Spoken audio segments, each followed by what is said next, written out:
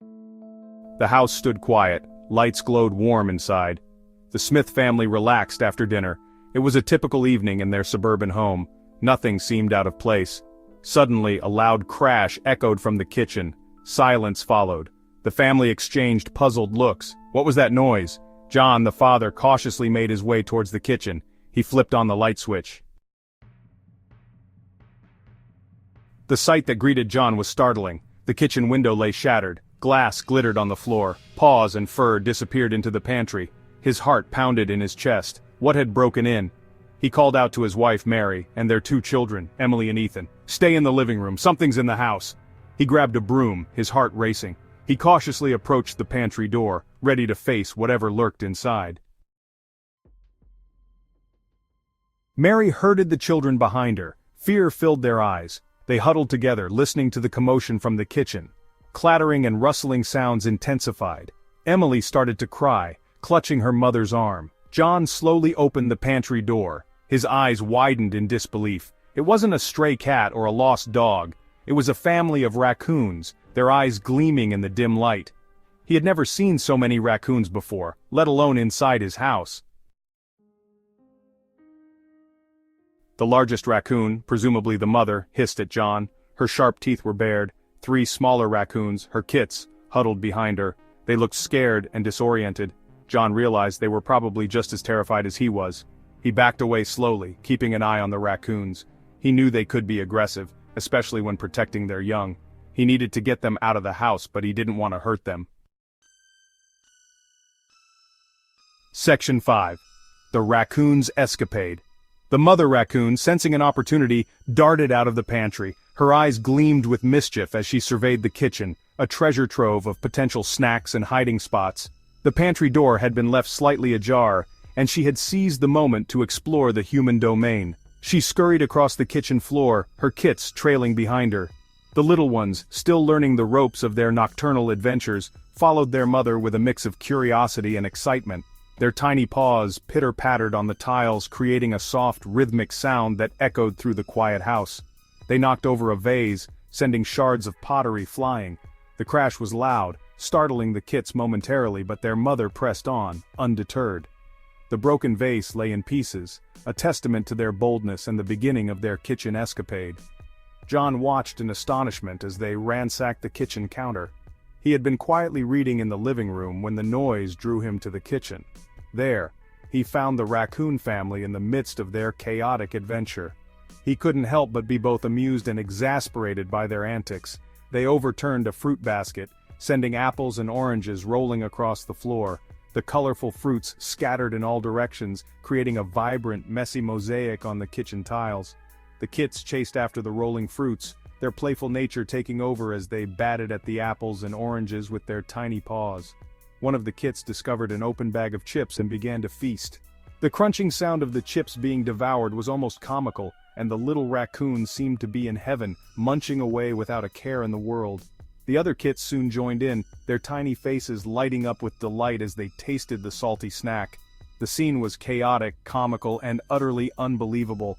The kitchen, once a place of order and routine, had been transformed into a playground for these mischievous creatures.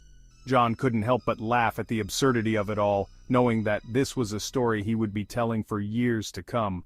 The raccoons, oblivious to the mess they had created, continued their escapade, leaving a trail of chaos and laughter in their wake. Section 6. Calling for help. John realized he couldn't handle this situation alone. He retreated to the living room and called for animal control. He explained the situation, his voice still laced with disbelief. The operator assured him they would send someone over as soon as possible. Meanwhile, Mary tried to calm the children. Ethan was mesmerized by the spectacle unfolding in the kitchen. Emily, however, was still shaken. Mary held her close, whispering soothing words. Section 7. Eviction and Aftermath.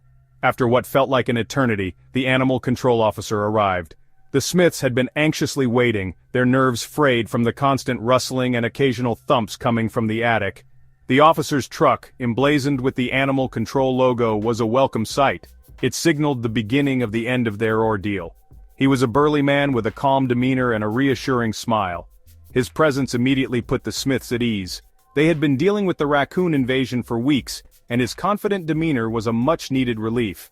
He introduced himself as Officer Daniels, and assured them that he had handled many similar situations before. He expertly herded the raccoons out of the house using a catchpole and a humane trap. The raccoons, though initially resistant, were no match for Officer Daniels' experience and skill. He moved with precision, ensuring that the animals were not harmed in the process. The Smiths watched in awe as he worked, grateful for his expertise. Once the raccoons were safely outside, the officer inspected the house for any remaining animals or potential hazards. He checked every nook and cranny, making sure that no other critters had taken up residence. His thoroughness was reassuring, and the Smiths felt a sense of relief knowing that their home was being carefully examined.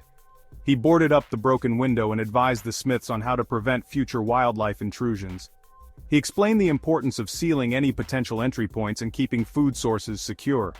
The Smiths listened attentively, eager to prevent a repeat of the ordeal. Officer Daniels' advice was practical and easy to follow, giving them confidence that they could protect their home in the future. The Smiths thanked Officer Daniels profusely, their gratitude evident in their expressions. The ordeal had been stressful, but with his help, they could finally see the light at the end of the tunnel. They felt a renewed sense of peace in their home, knowing that the raccoons were gone and that they had the knowledge to prevent future invasions. In the days that followed, the Smiths set about cleaning up the mess left behind by the raccoons. They repaired minor damages and took Officer Daniels' advice to heart, sealing up any potential entry points and securing their trash bins. The experience had been a learning one, and they were determined to make their home a fortress against future wildlife intrusions. With the raccoons gone and their home secure, the Smiths were finally able to enjoy a peaceful evening. They sat in their living room, the stress of the past weeks melting away. The ordeal had brought them closer together, and they were grateful for the support they had received. As they relaxed, they knew that they were better prepared for whatever challenges might come their way in the future. Section 8. Restoration and Reflection. With the raccoons gone, the family surveyed the damage.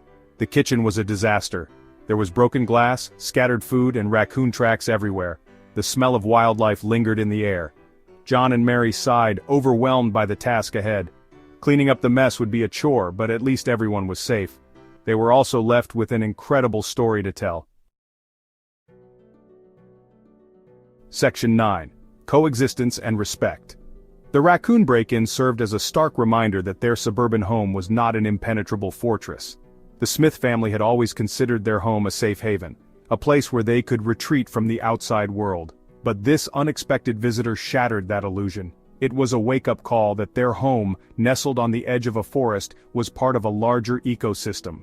The raccoon, with its curious nature and dexterous paws, had found a way in, seeking food and shelter. This incident made the Smiths realize that they were not alone in their suburban bubble. It was a shared space, bordering on the natural world. The boundary between their manicured lawns and the untamed wilderness was not as clear-cut as they had thought.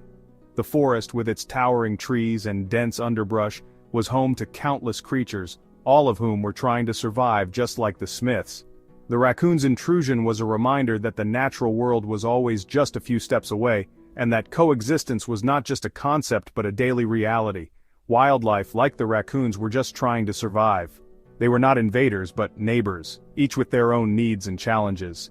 The Smiths began to see the raccoons in a new light, not as pests but as fellow inhabitants of their shared environment. They watched as the raccoons foraged for food, their movements quick and purposeful. It was a humbling experience realizing that these animals were just doing what they needed to do to get by.